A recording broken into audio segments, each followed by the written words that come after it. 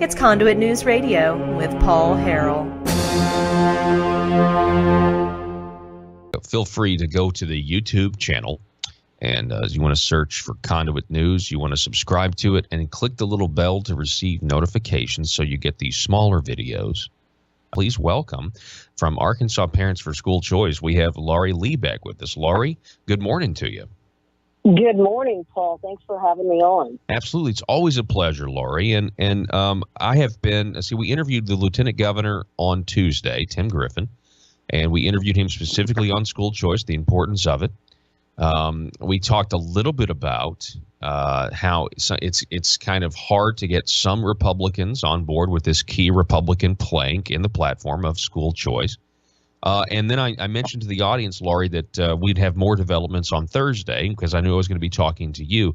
And so a bill has been filed, the lead sponsor out of the Senate, Senator Blake Johnson, Senate Bill 539. What can you tell us about this bill in school choice?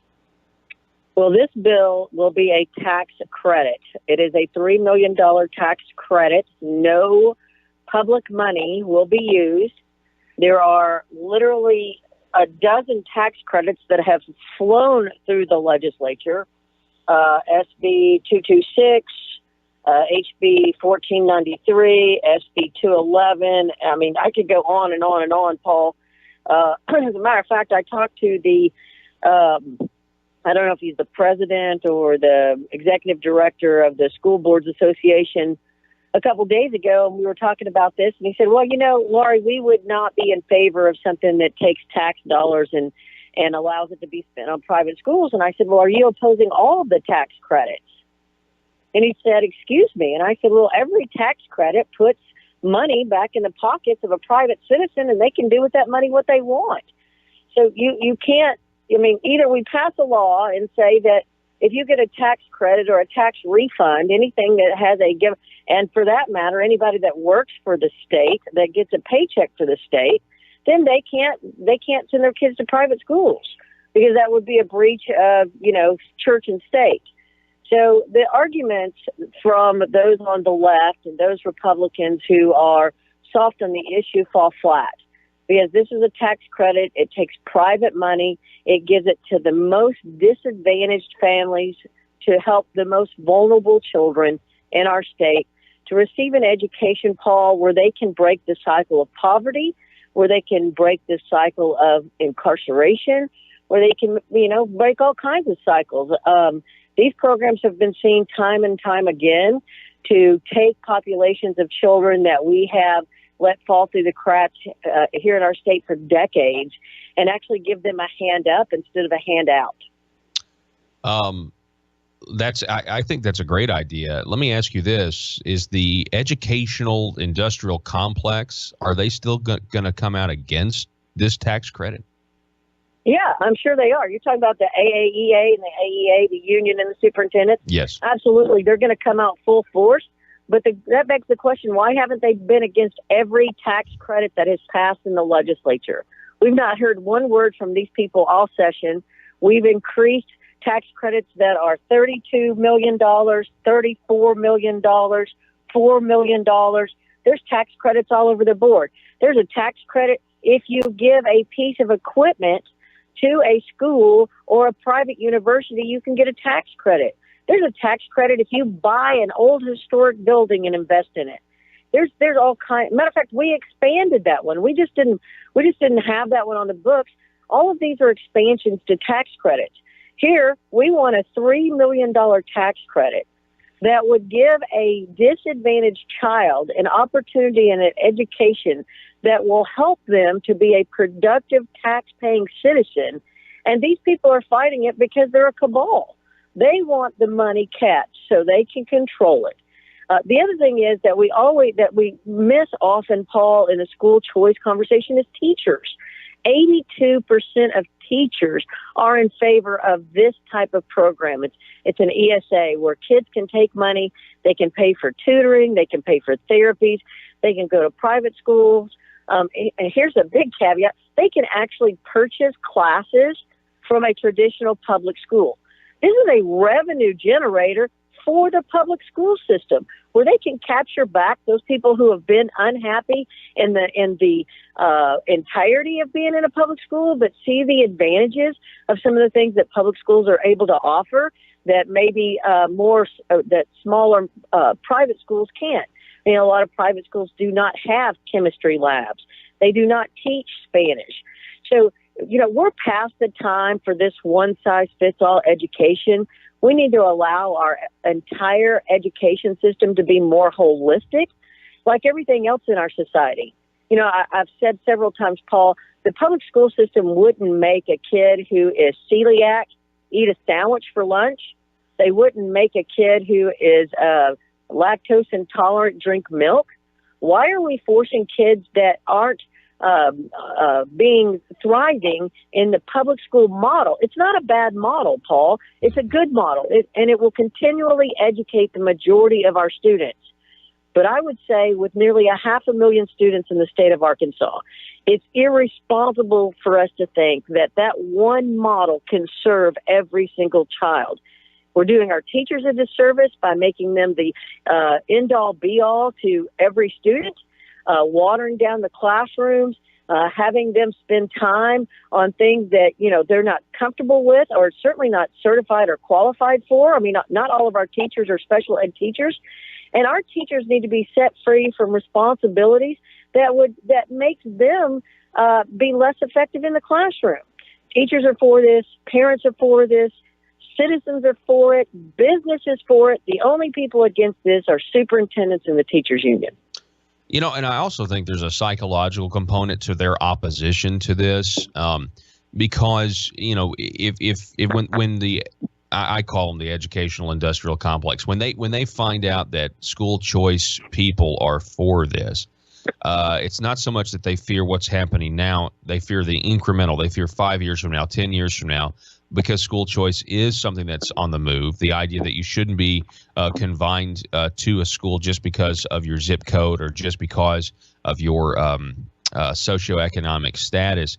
And so I think they just don't want anybody on the school choice side to get any momentum. Even if it's something that's benign and it's just going to give people more freedom, they don't want the school choice people to be able to say, hey, we made some progress, because they know then we'll be back again the next time we get the opportunity. I think some of that's at play here as well, Laurie, and maybe you disagree. Absolutely. No, I fully agree. But here's 2 points. One is they're more concerned about the money than the kid. Okay, because if we were a student-focused education system, our goal would be make sure that each and every kid in this state got the resources that they needed to be educated. We wouldn't constantly have conversations about, oh, you're taking money from public schools. How about putting money in public education? See, we keep talking about school buildings. Let's talk about education. So this is a travesty about how powerful the superintendent cabal has come, and we've allowed them to dictate for decades how our children are going to be educated, and all the while their priority has been to keep their cabal intact. So that's one thing. The second thing is, in no state, Florida, which has had school choice for decades, Indiana, Arizona, there are 25 states across America who have some kind of school choice program that allows children to find educational environments that work better for them. In none of those states have you ever heard that it has closed down the public school system. As a matter of fact, in many of those states, especially the states like Florida, where they've had robust programs for decades, the school system has gotten better. Number one, because like I said before, classrooms now in public schools can focus on children who thrive in public schools. Children who were dissatisfied or not functioning in a public school classroom have been able to find avenues where they can thrive. So it's a holistic education system instead of shoving every person through the round hole that some of our students may be square. There's nothing wrong with public schools. Some of them. I mean, we've got a lot of challenges in Arkansas, but most of our public schools are good places that do a fine job educating those children who that model works for. But what about the kids that the model doesn't work? Are we just going to say, because we don't want superintendents to lose their power, or their oversight of however many teachers they have, then we're going to allow a certain population of our children to be relegated to abject failure? Is that what we're saying? Because at the end of the day, teachers want choice. Just imagine this. If you opened up school choice, what kind of freedom teachers would have? They would have larger salaries. They would have more benefits. They would have more negotiating power because they would be the conduit for supply and demand, saying, you know what, I'm a good teacher. I have great outcomes. I have proven to be able to transmit what I know to students, but I want to deal with students with special needs only, or I want to deal in this environment only, or I want to go to a math and science. So making the playing field so teachers are allowed choice also. So I go back to my original point. The only people who do not want this are the people that are controlling the dollars in the public education model, and that is the superintendents and the teachers union. Everybody else involved in the equation, the product, the taxpayer, this polls at 75% in the state of Arkansas. 75% people support of Arkansans want it. 66% of Arkansans, Paul, want a taxpayer-funded program. 66%. We're talking with Laurie Lee from Arkansas Parents and School Choice. The bill that has been filed, it's late in the session, but we've been waiting on this. Senate Bill 539. It'd be a tax credit sponsored by Senator Blake Johnson out of the Senate and State Representative Ken Bragg out of the House. Laurie, what do people need to do, and where does this bill go from here? When's it going to run, you think? I think it'll probably run next week. It will go through the tax and revenue on the Senate side. I don't think we have any challenges in the Senate. So, of course, I would contend that this is a bipartisan issue. People of color and people that are low income are much more for this bill than those people who have means, because let's face it, Paul, wealthy people have school choice, right? I mean, if you're one of those celebrities in California, you certainly have school choice because you just can bribe your way. That's the truth. This is the case in point. In our country, and I'm a capitalist, so I'm not against wealthy people, but in our country, the wealthy, they have options. In a state like Arkansas, our low income and working class families, they do not have options, and that's what this bill is about. So I would encourage people to call their House members, especially over in your neck of the woods. There are folks that are just not for this. Their superintendent's not for it, so they're not for it. But here's who are for it. Their teachers are for it. Their parents are for it. Their voters are for it, and their taxpayers are for it. So I would call your House member and tell them, that school choice is something that Arkansans have been promised for decades. The entire executive branch is for it, from the governor to the lieutenant governor. He's a man on fire for it. The attorney general's for it, the auditor, the land commissioner, the treasurer, the party chairman, Doyle Webb, is for this.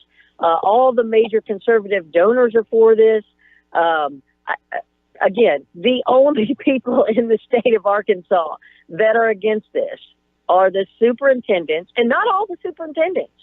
Let me be clear. There are some superintendents who get this, but talking about a bullying organization, the superintendent's organization, the school board organization, and the union organization, the teachers union, if you belong to those organizations because it's part of your profession, those folks that see this as reasonable and an answer to some of the challenges that face us educationally are not allowed to speak out for fear of repercussions against their professions, their families. You wouldn't believe the stuff that goes on.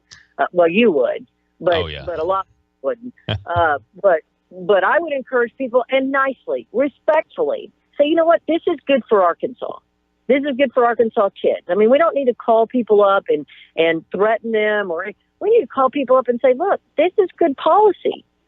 This is why we make policy. This is why we come to Little Rock every 12 months, is to come down here and engage in things and change things for the better for the people. Yeah. This is better for kids. This is better for Arkansas's future. This is better for business. This is better for everyone. There's no losers here. Yeah. There's no losers. Laurie, I appreciate it from Arkansas Parents for School Choice. We'll be following this bill, and feel free to come back on and update us. Hey, Paul, I always appreciate you, hon. Thank you so much. Thank you. Laurie Lee, everybody.